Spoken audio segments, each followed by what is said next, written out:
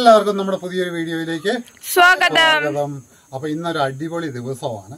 കുറെ ദിവസമായിട്ട് ഞാനും മോളമ്മയും കൊച്ചും ഒക്കെ ഭയങ്കര പരക്കം പാഞ്ഞുള്ള ഓട്ടത്തിലായിരുന്നു. ആ ഓട്ടത്തിന്റെ കാരണം എന്താണെന്ന് ഇന്നലത്തെ വീഡിയോ കാണുന്ന എല്ലാവർക്കും മനസ്സിലാകും. നമ്മുടെ സേറയുടെ ഡെലിവറി കഴിഞ്ഞു.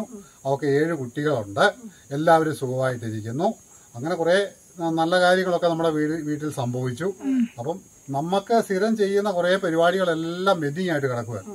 അപ്പൊ ഇന്ന് അതെല്ലാം ചെയ്യണം. കുറെ കാര്യങ്ങൾ ചെയ്തു തീർക്കാനുണ്ട്. ഒരു അടിപൊളി വീഡിയോ ആയിരിക്കും ഇന്നത്തേത്. അപ്പൊ നല്ല ഒരു വീഡിയോയിലേക്ക് നമുക്ക് നേരെ പോകാം അല്ലേ.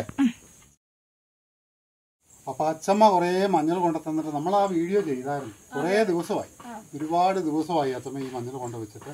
അപ്പൊ അതെല്ലാം ഒന്ന് വാട്ടി ഉണങ്ങണം. ഇനിയിപ്പോ മഴയുടെ ഒരു ആരംഭം എന്ന് പറഞ്ഞാൽ വേനൽ മഴ രണ്ടെണ്ണം നമുക്ക് കിട്ടി. ഇനിയിപ്പോ ഈ മാസമൊക്കെ കഴിയുമ്പോഴത്തേക്കും മഴകൾ ആരംഭിക്കും. അപ്പൊ ഈ മഞ്ഞളിനെന്ന് പറഞ്ഞാൽ നല്ല ഉണക്കമുള്ള സാധനമാണ്. നല്ലപോലെ ഒരു 6-7 വെയിലൊക്കെ കൊള്ളണം. അപ്പോൾ ഇതെല്ലാം ഒന്ന് വാട്ടി ഉണങ്ങണം. നമ്മുടെ പറമ്പിലേതൊന്നും പറിച്ചിട്ടില്ല. ഇതിപ്പം നമ്മൾ നല്ല രീതിയിൽ കുറേ വാട്ടി വെച്ച് കഴിഞ്ഞാൽ നമുക്ക് കുറേ പൊടി നല്ലത് ഉപയോഗിക്കാം. പിന്നെ അത്യാവശ്യം ചോദിക്കുന്നവർക്ക് കൊടുക്കാനും ഉണ്ട് കേട്ടോ. ഇതുപോലെ ഒരു 5-6 കൂട്ടം നമുക്ക് അപ്പോൾ പറിച്ചെടുക്കാനുണ്ട്, നമ്മുടെ പറമ്പിൽ പറിക്കാനുണ്ട്. അപ്പം ഇയാണ്ട് നമ്മൾ നേരത്തെ ഇതെല്ലാം വാട്ടി വെക്കണമെന്നൊക്കെ ഓർത്താണ്, ഒന്നും നടന്നില്ല. അപ്പം ഇന്നത്തെ ദിവസം ഇതങ്ങ് വാട്ടിയിടാം. എന്നിട്ട് ബാക്കി പിന്നെ പറിച്ച് കുറേ കൂടി ഉണ്ട്, അതെല്ലാം പിന്നെ നമുക്ക് ചെയ്യാം. ഇത് വാട്ടിയിട്ട് നമുക്ക് അരിയാം. വാട്ടുക എന്ന് പറഞ്ഞാൽ നല്ലപോലെ വേഗണം ഈ സാധനം. പിന്നെ നമ്മൾ സ്വന്തം ആവശ്യത്തിന് ഉണ്ടാക്കുമ്പോൾ ഇത് നല്ലപോലെ കഴുകി വൃത്തിയാക്കിയൊക്കെയാണ് ഇത് ചെയ്യുന്നത്. സാധാരണ നമ്മൾ മഞ്ഞൾ വാട്ടുക എന്ന് പറഞ്ഞു കഴിഞ്ഞാൽ പറിച്ച് വേരും പറിച്ചിട്ട് ചെമ്പിനകത്തേക്ക് ഇട്ട് വാട്ടി പാറയെ കൊണ്ട് ഇട്ട്, അപ്പൊ അതിനകത്ത് മണൽത്തരിയും മണ്ണും ഇതെല്ലാം വരും. ഇത് നമ്മൾ സ്വന്തം ആവശ്യത്തിനും നമ്മുടെ ഫാമിലി മെമ്പേഴ്സിന് കൊടുക്കാനും വേണ്ടിയിട്ടായതുകൊണ്ട് നമുക്കത് കഴുകി വൃത്തിയാക്കി എടുക്കാം. എടുത്തിട്ട് നമുക്ക് വാട്ടാം അല്ലേ. ഇത് നല്ലപോലെ കഴുകണം. അതിനകത്ത് വെള്ളം ഉണ്ടാകുന്നു. ചിലതൊക്കെ മുറിഞ്ഞു കിടക്കുന്ന ഇതൊക്കെ തടക്കഷ്ണങ്ങളാണേ. തടക്കഷ്ണം ഒത്തിരി വലുതായപ്പോഴത്തേനും രണ്ടായിട്ടൊന്ന് മുറിച്ചിട്ടു, അല്ലെങ്കിൽ അകം വേദില്ല. അതുകൊണ്ടാണ് അങ്ങനെ മുറിച്ചിട്ടത്. ഇനിയിപ്പോ നമ്മളിത് പുഴുങ്ങി കഴിയുമ്പോൾ ഇത് മുറിച്ച് ചെറുതാക്കി ഇടും, എന്നാലേ പെട്ടെന്ന് ഉണങ്ങി കിട്ടുള്ളൂ.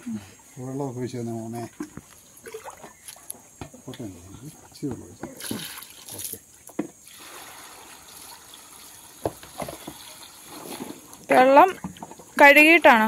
നല്ലോണം ഞെരടി കഴുകണം, അതിനകത്ത് മണ്ണും പൊടിയൊക്കെ പോകാൻ വേണ്ടി. നമ്മുടെ സ്വന്തം ആവശ്യത്തിനാണ്. അല്ലെങ്കിൽ തന്നെ നമ്മൾ മഞ്ഞൾ വാട്ടുവാണെങ്കിൽ നമ്മൾ കഴുകിയ വാട്ടുന്നത്. അധികം ഇല്ലല്ലോ, ഒരുപാടൊക്കെ ഉണ്ടെങ്കിൽ കഴുകിച്ച് ഒന്ന് നടക്കുകയല്ലേ. ചെരുവത്തിൽ ഞാൻ പിടിക്കാവേ, 2 കൈയും കൊണ്ട് നമ്മൾ ഞെരടി കഴിച്ചു മതിയോ?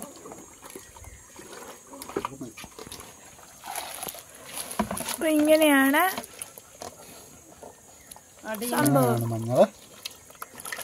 കഴുകുന്നത്.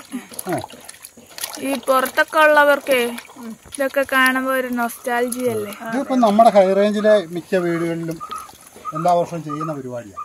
നമ്മുടെ പറമ്പുകളിലെല്ലാം ഉണ്ട് മഞ്ഞൾ, എല്ലാ പറമ്പുകളിലും ഉണ്ട്. അപ്പോൾ അത് സ്വന്തം ആവശ്യത്തിനുള്ളത് കുറച്ച് പറിച്ച് നല്ല വെയിലുള്ളപ്പോൾ ഇതുപോലെ കഴുകി പുഴുങ്ങിയിട്ട് അരിഞ്ഞ് നമ്മുടെ മില്ലിൽ കൊണ്ടുപോയി, ഇവിടെ സിറ്റി മില്ലുണ്ട്, മില്ലിൽ കൊണ്ടുപോയി പൊടിപ്പിക്കുക. പൊടിക്കൂലിയൊക്കെ ഇച്ചിരി കൂടുതലാണ്, 60 രൂപയോ. മഞ്ഞൾ പൊടിക്കുന്നതിന് നല്ല പൈസയാണ്. അങ്ങനെ ഒത്തിരി ഒന്നും മഞ്ഞൾ പൊടിക്കാനായിട്ട് ആരും കൊണ്ടുവരുന്നില്ലല്ലോ, അതുകൊണ്ട് നല്ല ചാർജാണ് പൊടിക്കുന്നതിന്. ഒരു 2 കൊല്ലം മുമ്പ് നമ്മളൊരു 3-4 കിലോ മഞ്ഞൾ ഉണങ്ങിയത് പൊടിച്ചായിരുന്നു. അതാ പൊന്നു ഇപ്പോഴും ഉപയോഗിക്കുന്നത് കേട്ടോ. പൊന്നു ഞാൻ 1 കിലോ മഞ്ഞൾപ്പൊടി കൊടുത്തു വിട്ടോ, ഇപ്പോഴും അതാ അവൾ ഉപയോഗിക്കുന്നത്. ഒരു കുഴപ്പമില്ല ഇതുവരെ. ഇത് കഴുകി വരാവേ. വാരി വെച്ചു.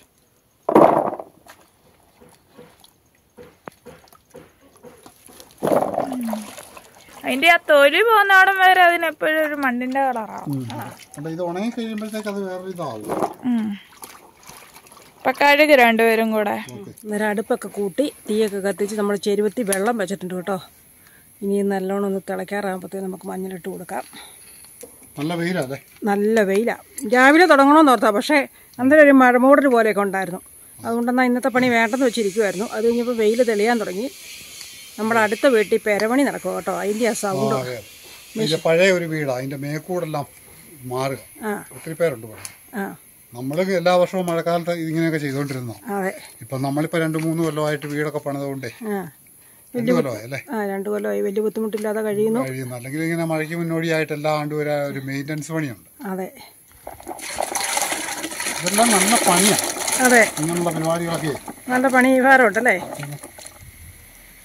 ഇനി ഒരു ചെറിയ തവി നല്ലപോലെ വേഗം. ശരിക്കും പറഞ്ഞാൽ വാട്ടുക എന്നാ പറയുന്നത്. മഞ്ഞൾ വാട്ടുമല്ല, നല്ലപോലെ വേഗുക തന്നെ ചെയ്യാം. എന്നിട്ട് ഇത് വലുതൊക്കെ ഒന്ന് കട്ട് ചെയ്തേ ചെറുതാക്കി തണുത്ത് കഴിയുമ്പോൾ ചെറുതാക്കി അരിഞ്ഞിട്ട് നെറ്റയിലിടുക. നെറ്റയിലോ ടെറസയിലോ നല്ലപോലെ തൂത്തിട്ട് ഇടണമെന്നുള്ളതേ ഉള്ളൂ. മണൽത്തരി വരെ. അതെ, മണ്ണും മണലൊന്നും വരാതെ നല്ല രീതിയിൽ ചെയ്യുക.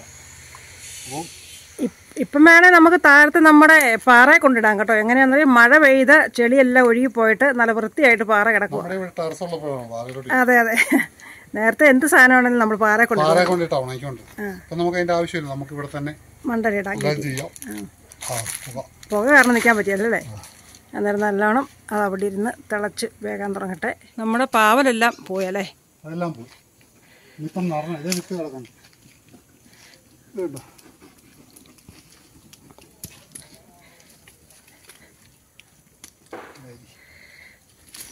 പഴുത്ത പാവയ്ക്ക പൊട്ടിയിട്ട് നിറച്ചു അതിൻ്റെ അകത്ത് അരിയാ. നല്ല മുഴുത്ത പാവല്ലോ. അരി ഇരിപ്പുണ്ടോ? നമ്മുടെ കയ്യിൽ അരി ഇരിപ്പുണ്ട് കേട്ടോ. നമ്മൾ സാധനം മേടിക്കുന്നവരുണ്ടല്ലോ, നമ്മളോട് സാധനം മേടിക്കുന്നവർക്ക് അരിയൊക്കെ ചോദിക്കുന്നവർക്കെല്ലാം നമ്മൾ ഓരോ വിത്തൊക്കെ അയച്ചു കൊടുക്കുന്നുണ്ട് കേട്ടോ. പയറിൻ്റെയും പാവലിൻ്റെയും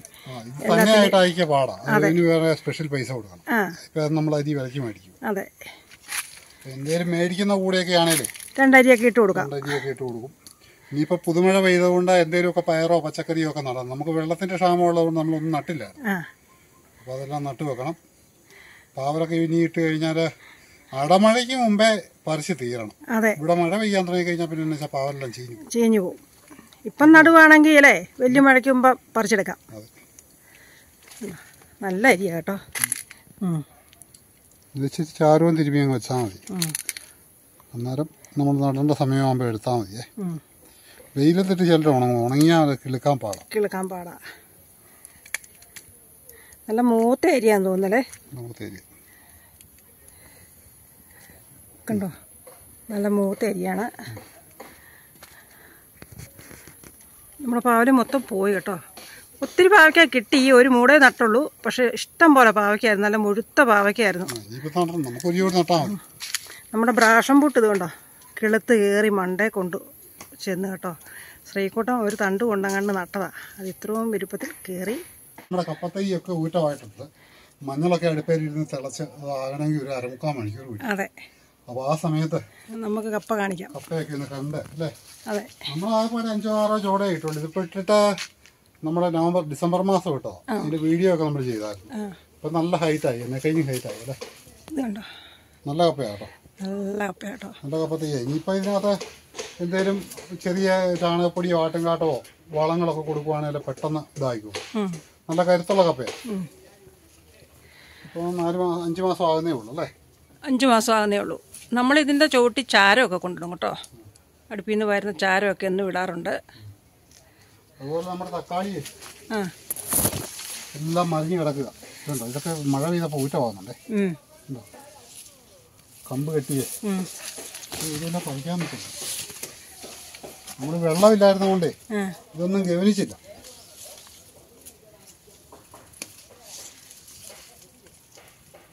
കായുണ്ടേ, കായുണ്ടാകുന്നു. ഇനിയിപ്പം നല്ലതായിട്ടുണ്ടാകും. എന്ന് വെച്ചാൽ മഴ അങ്ങ് പെയ്തല്ലോ.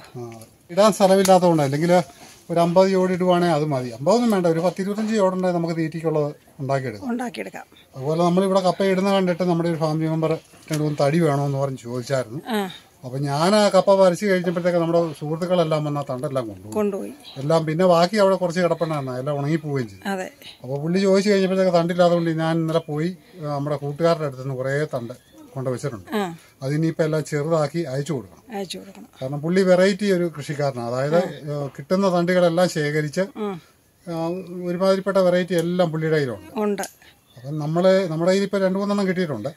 കിട്ടുന്നതെല്ലാം കൂടെ പുള്ളിക്ക് അയച്ചു കൊടുത്ത് നല്ല കപ്പ ഉണ്ടാക്കട്ടെ. അന്നേരം കഴിഞ്ഞ പ്രാവശ്യം നമ്മൾ കപ്പ നട്ടപ്പം ഈ ഒരു ചൂടുണ്ടല്ലോ നമ്മൾ പെടത്തിയിട്ടാണ് നീളത്തിലൊരു തണ്ട് ഇടുന്ന ഒരു വീഡിയോ നമ്മൾ കാണിച്ചായിരുന്നു.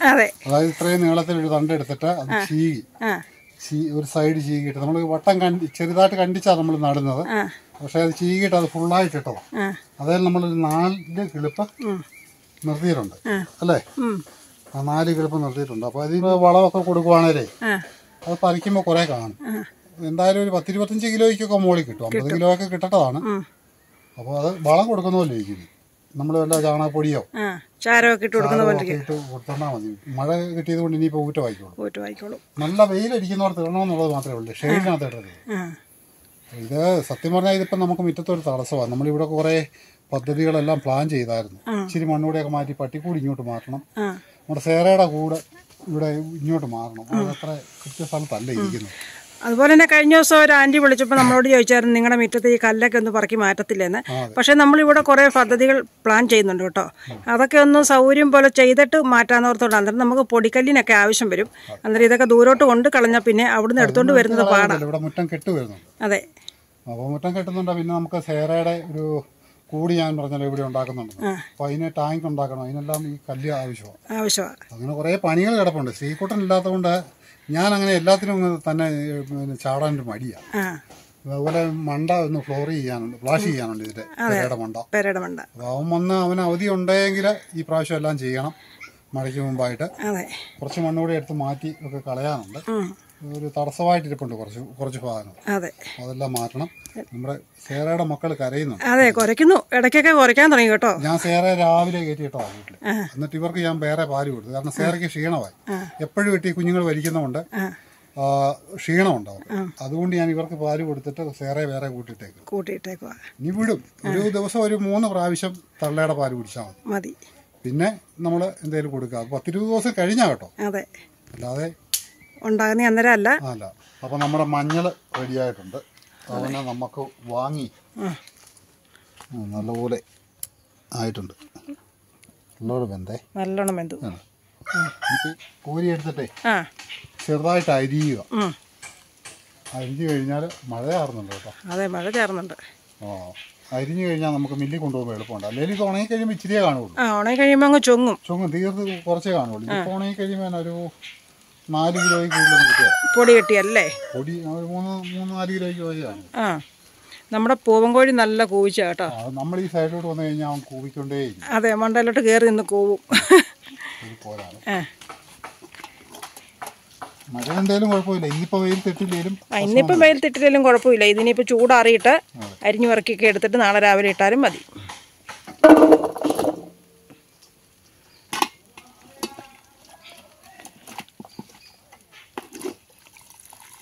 ചൂടോടെ കോരി എടുക്കുന്ന പാടായിട്ട് ഇച്ചിരി ചൂടാറി കഴിഞ്ഞാൽ നമ്മൾ കോരുന്ന കേട്ടോ. നമ്മളാ പഴയ രീതി തന്നെയാണ് ഇപ്പം ചെയ്തുകൊണ്ടിരിക്കുന്നത് അല്ലേ? പഴയ കാലത്തുള്ള ആൾക്കാർ ഇതുപോലെ മഞ്ഞൾ പറിച്ച് പുഴുങ്ങി ഉണങ്ങി പൊടിയാക്കിയൊക്കെ എടുക്കുന്ന പോലെ തന്നെയാണ് നമ്മളും ചെയ്തുകൊണ്ടിരിക്കുന്നത്. ഒരു ചെരുവ് നിറച്ചും പുഴുങ്ങി കോരി വെച്ചിട്ടുണ്ട് കേട്ടോ. കണ്ടോ? അപ്പുറത്തുനിന്ന് എടുത്തുകൊണ്ട് വന്ന് ഇവിടെ നെറ്റയിലോട്ട് ഇട്ട് കേട്ടോ. അതിൻ്റെ വെള്ളമൊക്കെ ഒന്ന് വാർന്നു പോകാനും ചൂടൊന്ന് പോകാൻ വേണ്ടി നമ്മളിങ്ങോട്ട് ഇട്ടു. ചൂടൊക്കെ പോയി കഴിയുമ്പോൾ വേണം നമുക്ക് അരിഞ്ഞെടുക്കാനായിട്ട്.